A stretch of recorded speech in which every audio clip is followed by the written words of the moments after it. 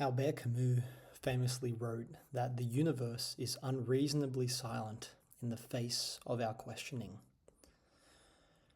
For Camus, the human longing for meaning collides with an indifferent world. We search for answers, for justification, for some sign that our existence is grounded in something intelligible, and yet the universe doesn't respond. This tension between our deep need for clarity and the world's apparent silence is what he called the absurd. His conclusion wasn't despair, but defiance. And he advocated for us to live nobly in spite of this indifference. I used to think of Camus' ideas as inspiring and romantic, but I think now that Camus was wrong about one crucial thing. I don't think that the universe is as indifferent as he thinks it is, and I subsequently don't think that we are as separate from it as he says that we are. Camus believed that we long for clarity and that the universe offers none. Meaning, in his view, isn't given. It must be created in the face of a cosmos that doesn't care. In the myth of Sisyphus, he writes, "The absurd is born of this confrontation between the human need and the unreasonable silence of the world." It's a powerful and moving image that we are here searching for meaning in the universe, but that the universe offers us nothing other than silence. Even though it is somewhat moving, there is a subtle assumption embedded within this metaphor, and Camus' framing already presumes separation. It assumes that there is an us here asking the question, and that there is a universe somewhere out there refusing to answer. It assumes a division between the human and the cosmos, between what we can comprehend and the incomprehensibility of the world around us, and then interprets the silence across that divide as indifference.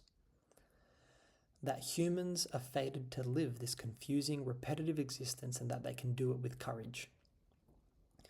But what if that very framing contains a mistake? Camus, like all of us, was operating from a particular psychological and existential standpoint. No worldview is neutral, and each carries hidden assumptions that quietly shape its conclusions. There is in Camus' thought a sense of being thrown into existence, isolated, suddenly conscious in a vast and impersonal expanse. That one wakes up one day on the bus ride home from work and begins to question the meaning of life, only to find that every answer dissolves into further uncertainty. It feels like standing alone, unprotected in an immeasurable universe. But what if that feeling of separateness is not a reflection of reality? What if it's conceptual rather than factual? What if it arises not because we've discovered something final about the universe, but because we've discovered something about the structure of our own minds? The mind processes reality by dividing it. It distinguishes self and world, subject and object, human and cosmos. These distinctions are extraordinarily useful. They allow us to navigate, to survive, and communicate.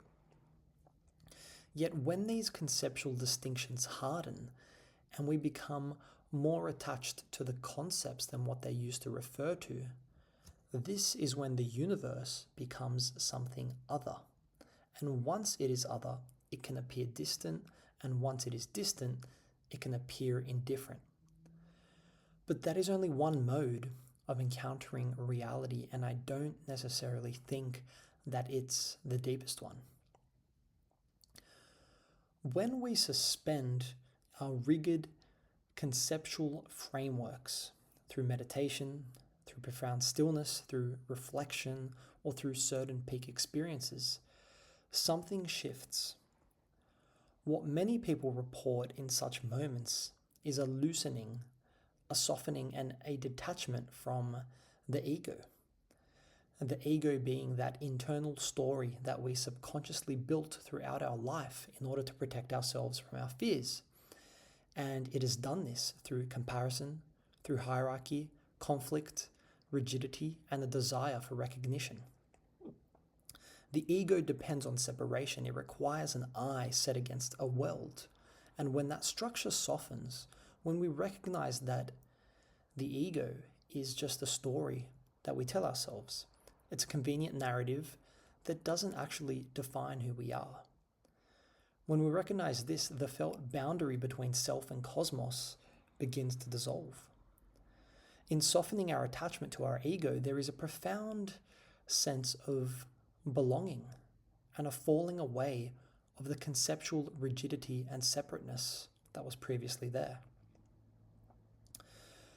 The feeling of being a subject confronting an alien universe starts to dissolve, and it seems like we begin to feel like a participant within a larger unfolding.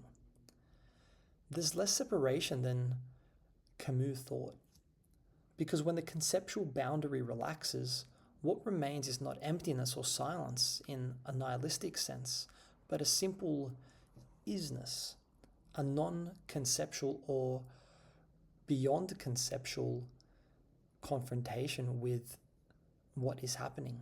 And it becomes more about a participation and an immediacy rather than something that we are distant from or estranged from.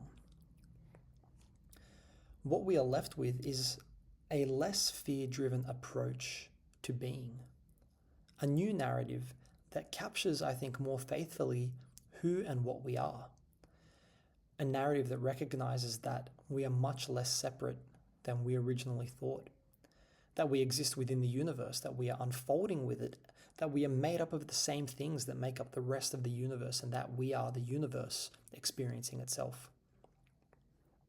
Camus believed that we care and that the universe doesn't, and that this asymmetry gives rise to the absurd. But here is the counterpoint. We aren't separate from the universe. We are expressions of it. We are matter organized in such a way that it feels, it searches, it loves, it grieves, and it wonders. And if caring exists at all, it exists within the universe. If meaning-making happens, it happens within the universe. If compassion arises in a human heart, that too is something the universe is doing in and through a particular configuration of itself. So how can the universe be indifferent if parts of it care? We are not outside observers looking in on reality from some metaphysical distance. That requires a large assumption. I think the most honest way to see it is that we are a part of reality appearing in a particular form, and that the separation was a story told to us by our minds to protect us from what we feared. It can be a helpful narrative sometimes, but attaching to it and allowing it to define us is evidently a very risky and unnecessary move. And I want to acknowledge that none of this denies tragedy. There is suffering, brutality, and death. There is heartbreak and loss, but tragedy is not the same as indifference. Indifference would be the absence of feeling altogether, and yet feeling is everywhere present in us. The universe contains grief because it contains beings who grieve. It contains love because it contains beings who love. And it contains longing because it contains beings who long. Nothing human is alien to the universe because the human is within it, a part of it, and created by it. All this to say that I don't believe, but I know that you are cared for and that you matter. And this isn't because a distant cosmic monarch has decreed it. It's not because the universe has spoken to you directly and told you so, and it's not because you can establish it through some airtight philosophical proof. But it's because the simple fact that you are an expression of an unfolding reality, and that your capacity to care is not something that stands over or against the universe. It is something the universe is doing. In your caring, the universe necessarily also cares. Camus was right in saying that we must live, and I believe that we must do so courageously, as he said. But he was wrong to imagine that we live alone against a silent and indifferent cosmos. The silence is not necessarily indifference. It may be the quiet of something that is not separate from us at all, and perhaps within that silence, if we detach from our ego and we dig a little bit deeper, we see that the silence is actually full. The universe does not stand against you as a distant object. It is happening as you, and that means that you're not alone.